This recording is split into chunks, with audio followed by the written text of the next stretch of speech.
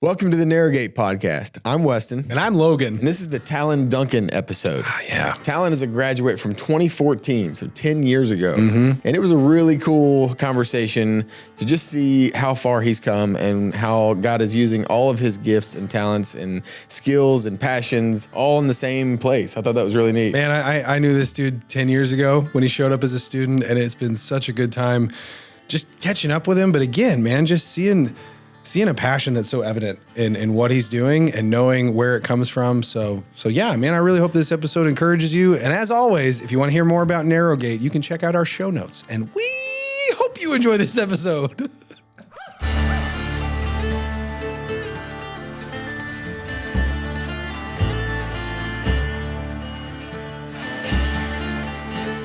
Well, Talyn, we're going to ask you two questions, all right? And this is how we start every podcast. And you're going to be pretty familiar with these questions, but those questions are, who are you and why are you here? Answer however you like. Sweet. I am a son of God. I am a husband. I'm a father, and I'm a friend. And I'm here to worship God in everything I do. Well said, man. Solid answers. Awesome. Well, Talyn, you're a graduate from what year?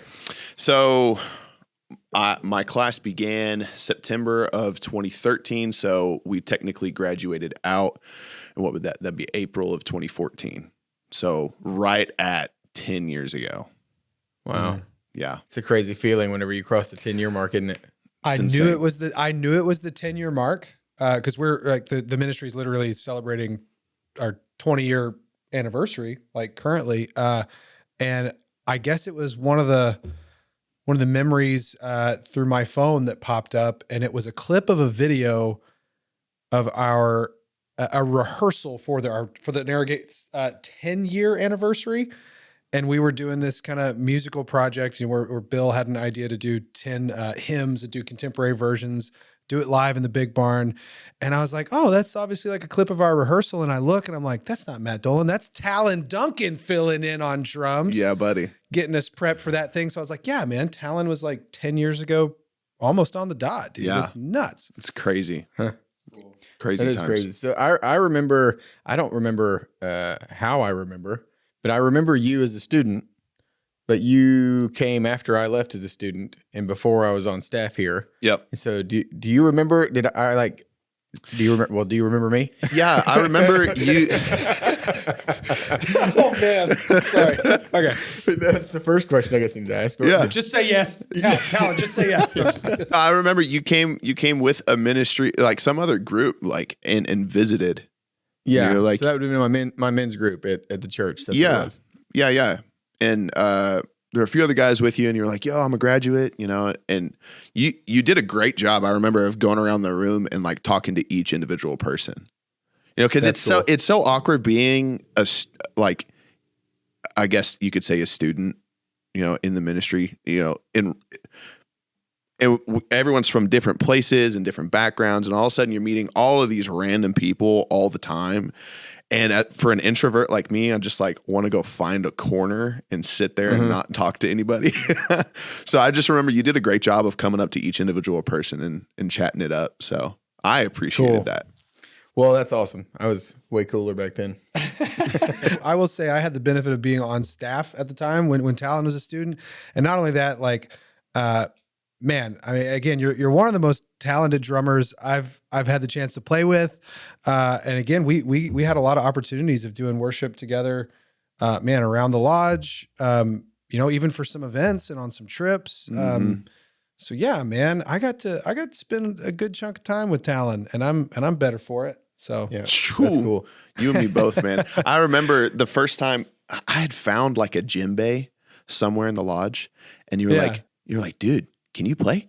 And I was like, yeah, I can. And you were like, come worship with me. And I was like, I've never done just like free worship like that.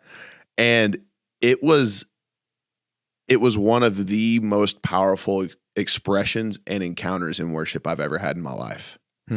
But even to take it back even further, right? So whenever I first heard about Narrowgate, not to get too off in the weeds or anything like that. No, go for it, bro. Our youth group was taking a trip all through, this area, and we ended up in Chattanooga somehow, but we stopped at Narrowgate, and you came out and led worship for an evening with just like a whole bunch of random teenagers in the barn. And I remember we coming from a big mega church background. It was like we always had a full worship team, and it was always mixed right. And, that was our expression of worship. And that's what I knew and understood. You got up there with just a guitar, and it was soaked in like the perfect amount of reverb.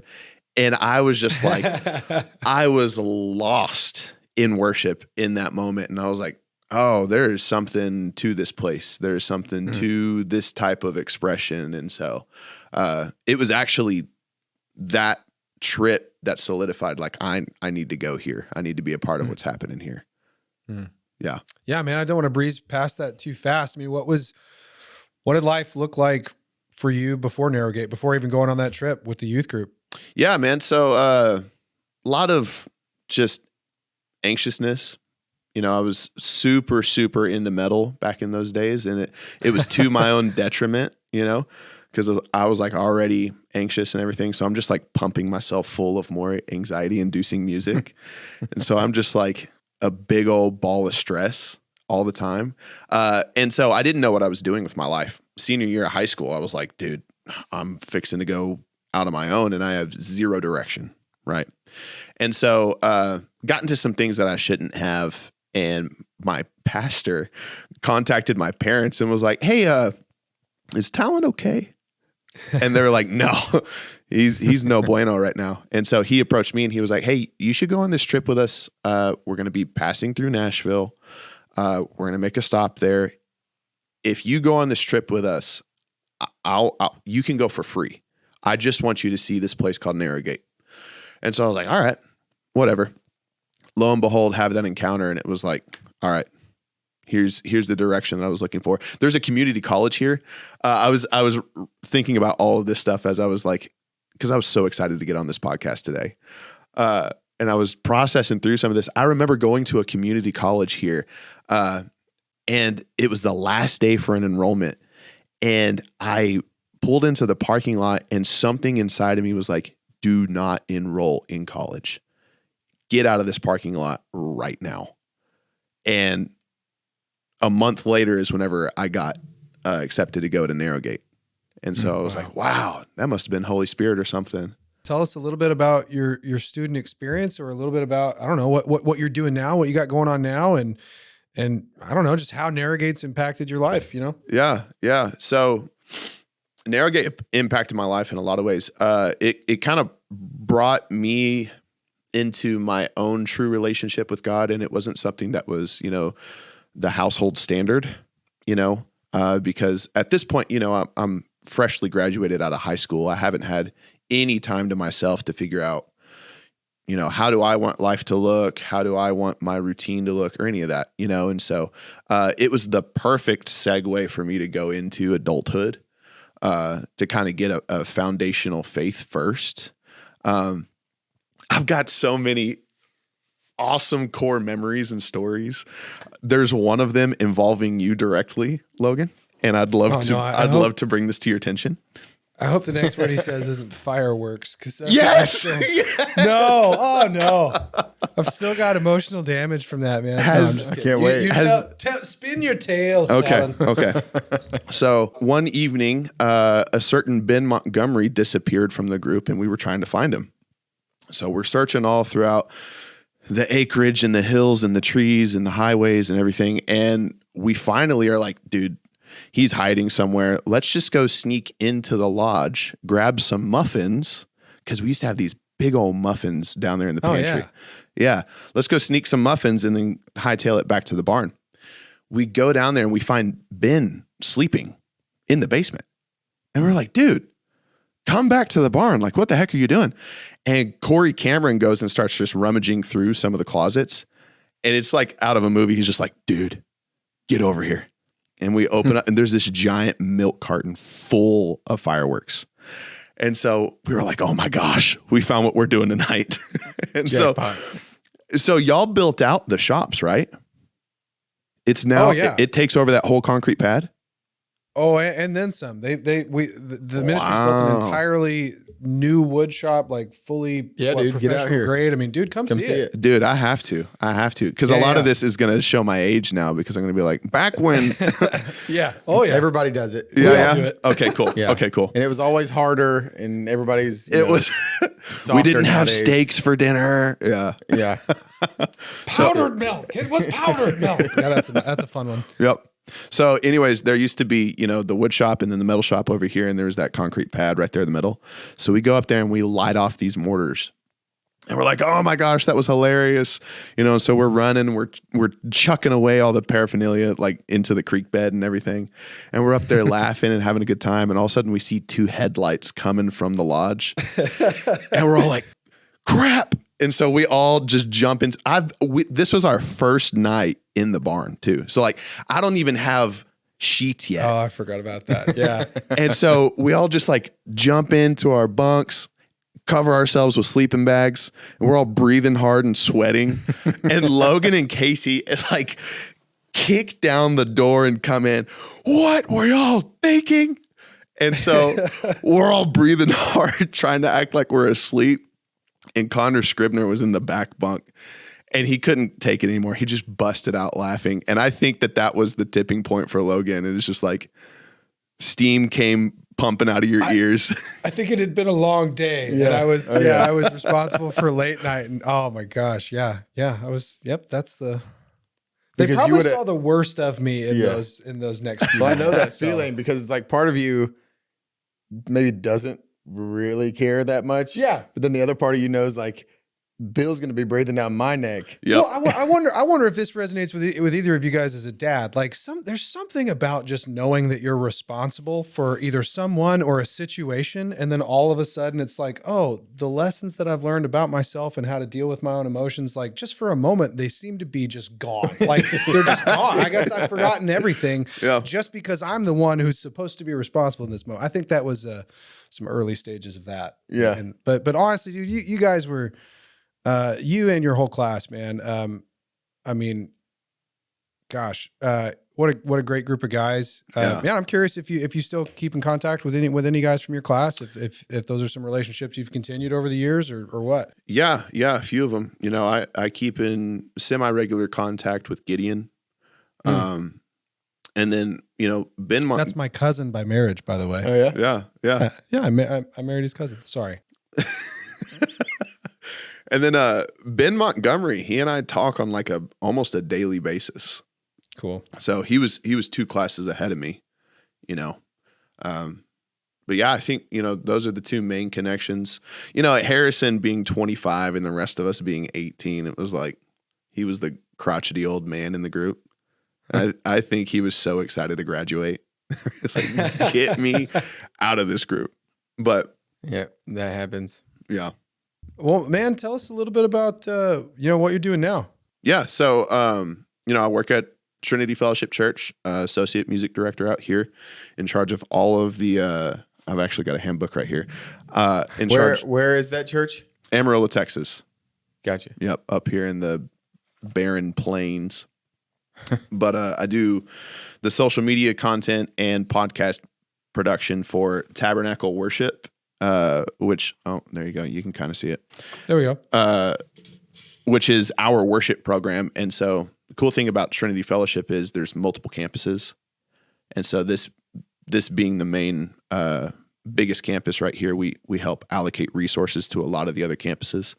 And we've, over the past 3 or 4 years, had a huge shift in focus on worship and how we do everything. And so it's something that I wanted to talk to you a little bit about there, Logan. But yeah, for sure. I work here part-time, and then I have a media production business where I work with local companies. I run their social medias. I do, commercial production, music production, all the fun stuff. So that's been kind of taken off over the past year as well. That's cool. Great, so you work part-time for the church. Yep. And how long have you been doing that? I've been here part-time for 2 years. Okay. So something happened to me whenever I started working in church ministry after I graduated in Arrogate.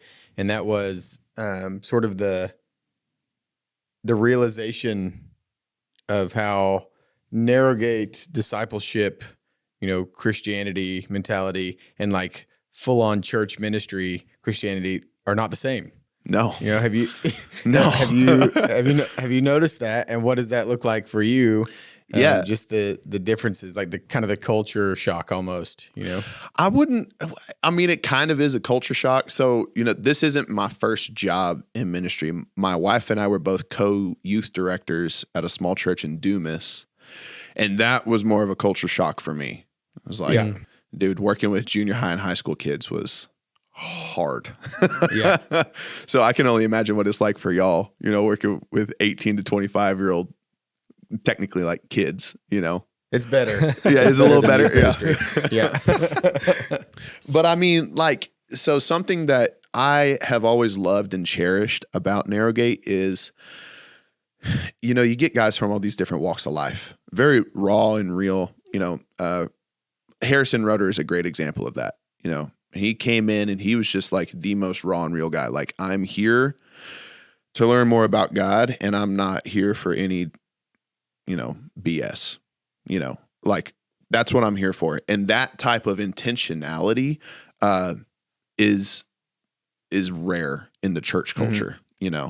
Church culture is more like, I'm here because my mom's here, or my grandma or my wife wants me to come. There's not that same level of, okay, what you got? Here's my questions. I'm dealing with this. Like, let's meet here on some real common ground. Mm-hmm.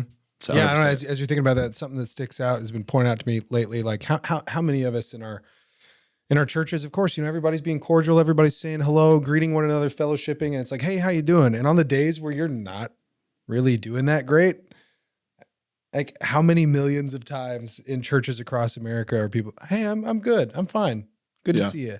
And I'm sure there's obviously moments of vulnerability too, but like there's something about the Sunday morning grind where, we tend to put up a little bit of a mask. Yeah. Well, what's fun to do is like go against that. Oh yeah. And like on Sunday morning, shake it says, up. How you doing? It's like, man, I'm actually doing pretty terrible. Shake it up today. It's a hard week, and they're like, oh, well, I'm sorry about that. I'll pray for you. Yeah. I mean that's probably one of the obvious glaring differences to me is like, in a residential, a communal experience like Narrowgate is, you can only throw up a I'm good, I'm fine for so long before the guys who are living with you and working beside you and studying with you, they're going to see right through it. And someone's going to ask, like, really, what's up? So I love that.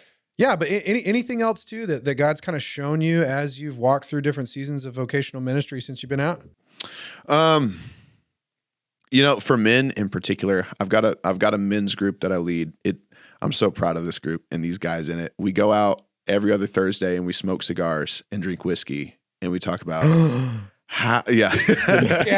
we talk. It's like, I'm over here going, wait, when do you guys meet? And what's the address? No, I'm just...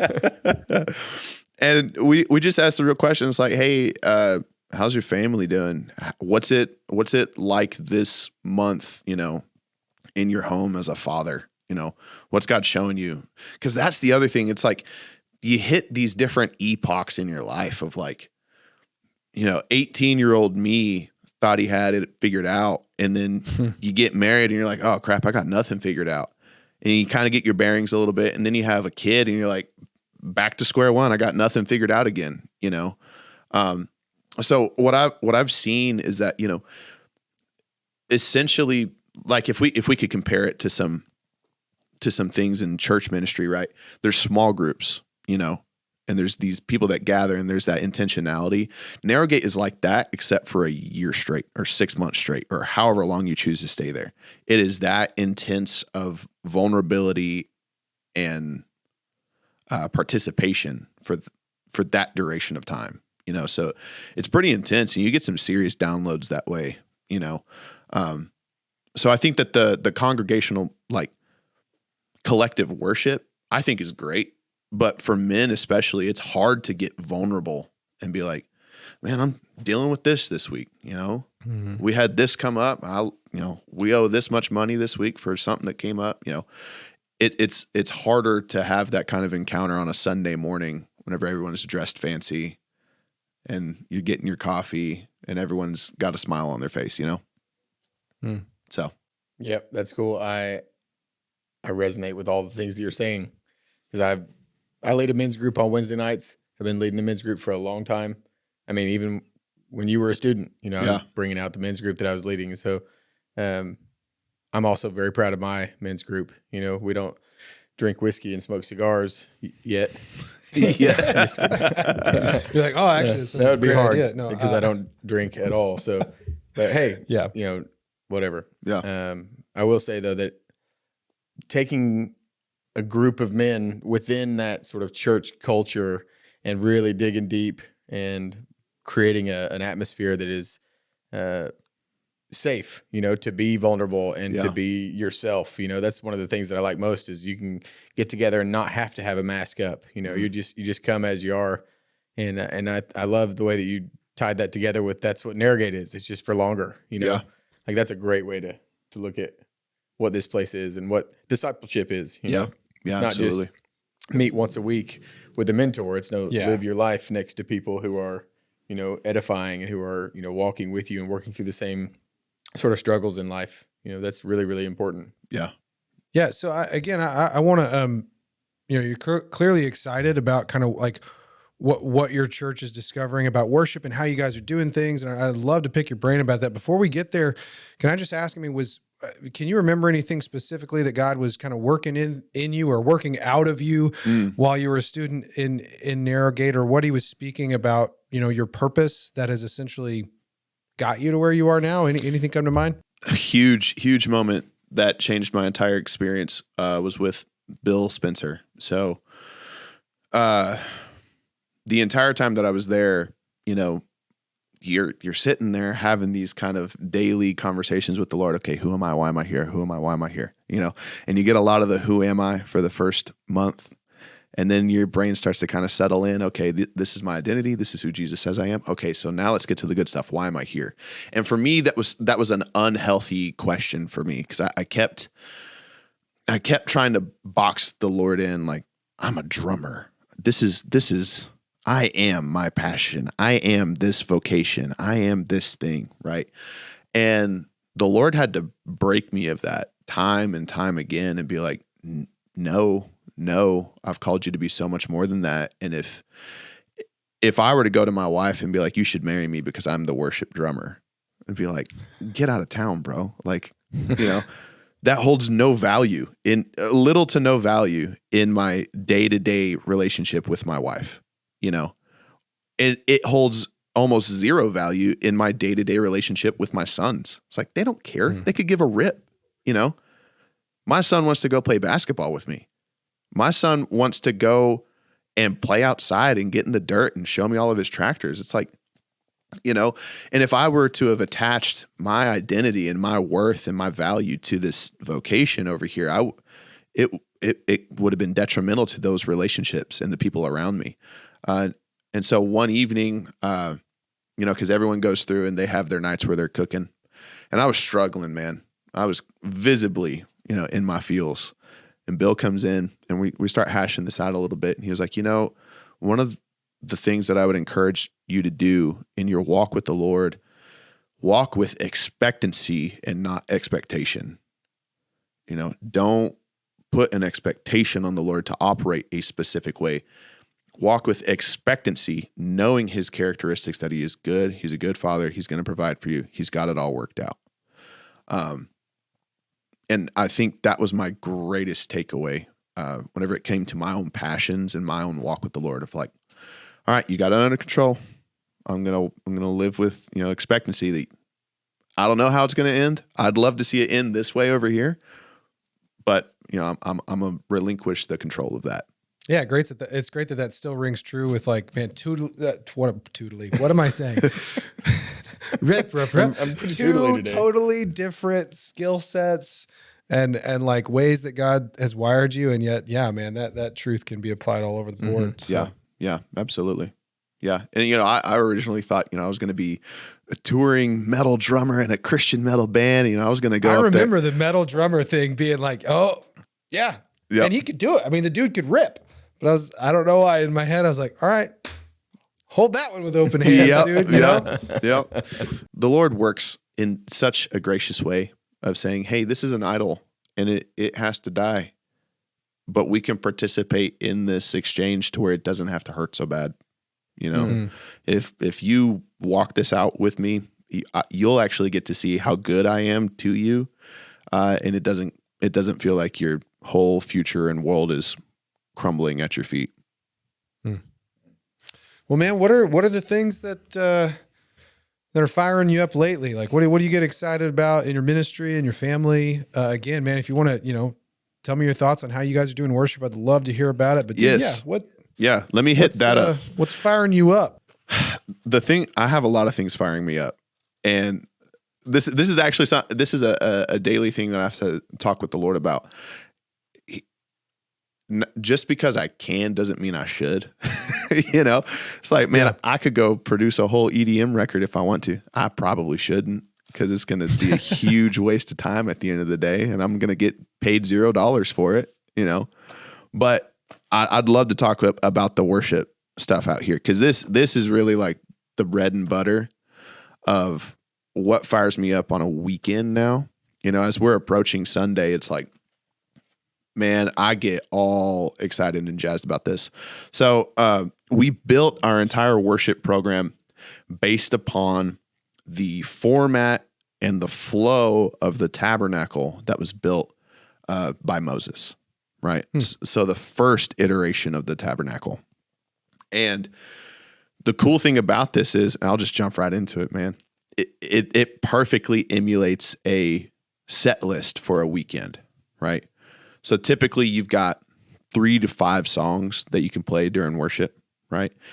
And what we started recognizing, I say they were going through this entire process of curating this kind of curriculum here before I came on staff, but they were going through this thing of like, okay, why did this weekend get such a great response from the congregation? Like, was it just Holy Spirit? Like, was it just a roll of the dice? Like, what is it that resonated with people?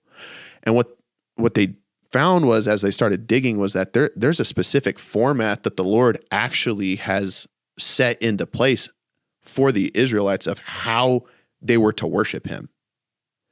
And so in the tabernacle, there's 5 specific stops, right? So the first stop is the gate, right? So this entire thing was built to be mobile, right? Because they're trekking through the desert, following the pillar of fire and the cloud and everything, right? So the gate was like this super heavy and thick fabric, right? Because it's desert, there's sand blowing everywhere. So what the father of the family had to do whenever they came to sacrifice was he would have to bend down, pick up the gate, and hold it on his shoulders like this so that his family could come beneath him and go in to participate in the sacrificial process, right? So I believe it's in Psalms as well. It says we enter his gates with thanksgiving and praise, right? So whenever we're building our set, the first song that we have is a song that's thankful, it expresses gratitude, and it's high praise. Man, it's like, everyone come in. Here's what we're all about. We're here to praise God. Aren't you so glad that you're here? That kind of thing.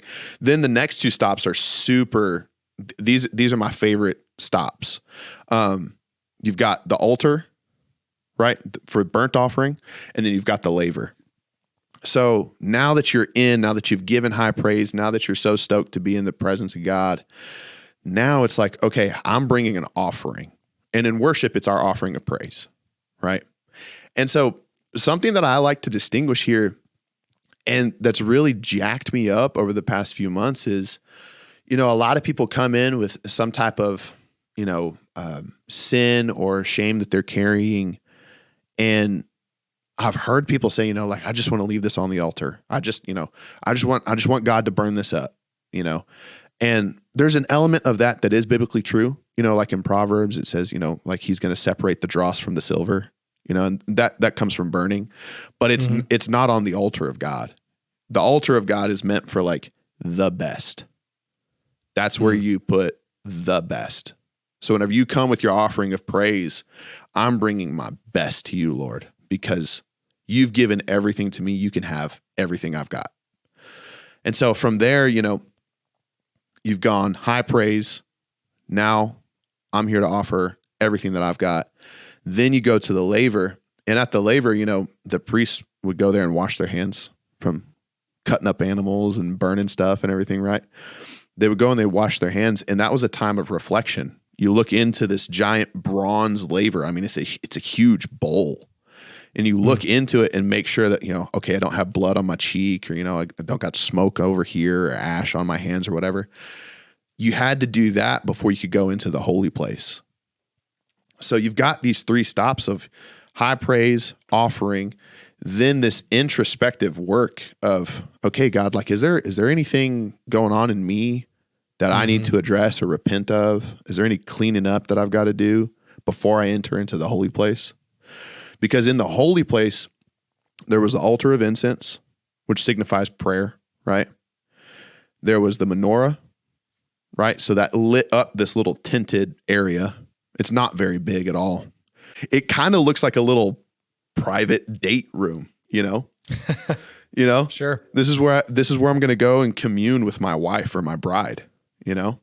This is where I'm going to go have a really intimate conversation. There's candlelight, there's incense over here. The mood is set. And whenever you look at the holy place like that, that's where he starts to commune with you. And now that you've correctly postured your heart through these previous steps, you can get into the holy place and you can start to talk to Jesus and be like, all right, look, I've got this going on. I need you to show up. And then all of this is preparing you for the Holy of Holies. And in the Holy of Holies, you just be. That is the pure presence of God. There's no striving, there's no yearning, there's no fast moving parts.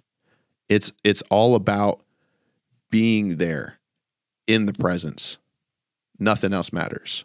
That is such a huge responsibility to take God's people and say, all right, let me introduce you to Jesus. Let me take you to the King, Wow. That's super cool. That's really amazing. Do the people in the congregation, are they aware of this process or method? Yeah. So we're doing like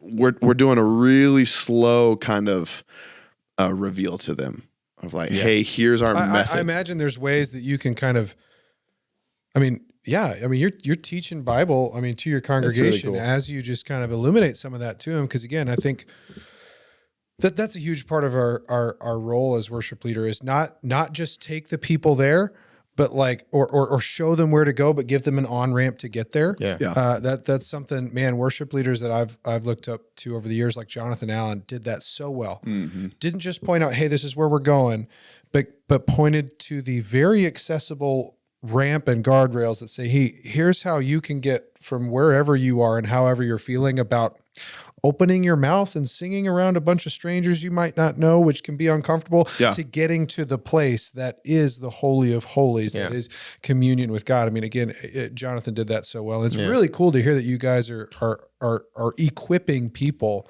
to worship that way, man. Yeah. I just got to ask, like 10 years ago, did you think that you were going to be equipping and training helping to develop worship leaders, over Amarillo and Texas? And no, I did not imagine myself even living in Amarillo again. And here we are, but it's probably one of the most fulfilling things because the Lord is so sovereign in the way that he creates and fashions his children. Because I had interests in video production and music production, as well as being a metal drummer. And there was this constant stress of like, I love to do all of these things. How am I going to be able to do all of them? And just trusting in the Lord and planting me in a position now where I get to tap into all of those all of the time, and I'm That's doing cool. It for the kingdom. And I'm seeing actual fruit and expansion and people getting to encounter Jesus through all of that. And I'm like, you can't, that would never compare to going to Warped Tour, like sure. 2 totally different things. So yeah, man. That's really cool. You know, one of my favorite studies that we do here, like in present day Narrowgate, is the tabernacle study. So we go through the Miracle of the Scarlet Thread, and there's like a whole chapter in that book on the tabernacle. And so I teach that one every time. It's like my favorite one to teach. And I drew like a whole model on SketchUp where you can go like this 3D interactive, you know, like see it right in front of you tour. And we spend like, you know, 2 or 3 days talking about the tabernacle. And so I've never considered how just the layout of the tabernacle, the parallels to like a worship set, like you're just talking about. And so that's super fascinating. Yeah. What's a really cool, I mean, honestly, it's an interesting tool to hand to a younger or less experienced worship leader who's like, okay, I've got, you know, biblically, I see what you're laying out here and I agree with it. But to be like, hey, we've got some songs that are categorized for the right reasons, like, you know, to just help them, equip them to serve their congregation better. Yeah. Like to kind of help them with the roadmap, man. I think that's a really cool tool. Yeah. I'll have to pick your brain off stream about specific song titles, man. I'll take some notes from you. Come on now. I'll send you the whole master set list. Let's go. Let's go. Yeah. Let's go. Yeah. So Talyn, man, it's been amazing to talk to you, dude. Obviously I'm just so blessed by this. I'm going to reach out to you and we're going to talk about worship ministry stuff. Heck yeah. At greater length, I think later on, but man, again, we can just see the excitement all over you when you talk about, you know, your wife, your kids, like the job that God has you in right now and the ways that you get to serve people. We can just see it all over you, man. And so I'm just praising God for that.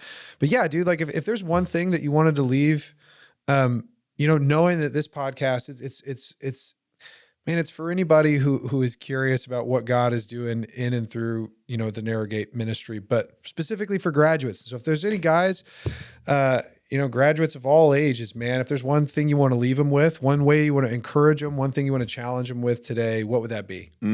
That's a great question. There was a season whenever post-graduation, I was like, is this even worth it? Am I like, was all that stuff that I learned and that I experienced, was that all, am I going to use any of that? You know, trust in the sovereignty of the Lord, trust in the goodness of the Lord. Whether you've been a graduate for 1 year or 10 years, He's good. He's faithful. He knows what He's doing. The things that you are learning and the ways that the Lord is ministering to you as an individual while you're at Narrowgate, man, those moments are so precious. Keep a journal if at all possible. Track those moments so that you can turn back in recollection and gratitude, because all it's going to do is just bolster your faith as you go. You know, you're going to look back and see all the things that God pulled you through. Be like, all right, well, if you pulled me through that, we're going to be good. We're going to be all right. Yeah, keep trucking, y'all. That's great. Well, love you, bro. Thanks for hopping on here with us. And absolutely, man, we can't wait to see you in person again sometime. Let's Who knows go. when it'll be, but let's make it happen. You ever need a drummer, just call me up. I'll be out there. Dude, if you're ever coming through Tennessee, man, hit me up. I'll make a spot for you. Heck yeah. I'd love that. I don't have a need for a drummer, but we do have 2 graduate reunions coming up this year, so you should try to make a trip out here to the lodge. Come on now. I haven't made it out to a reunion yet. Yeah, well, now I'm going to hold you to it. Okay. Come on. Let's do it. Let's do it. All right, man. Thanks again, Talyn. You take care, man. Absolutely, you guys. We'll see you.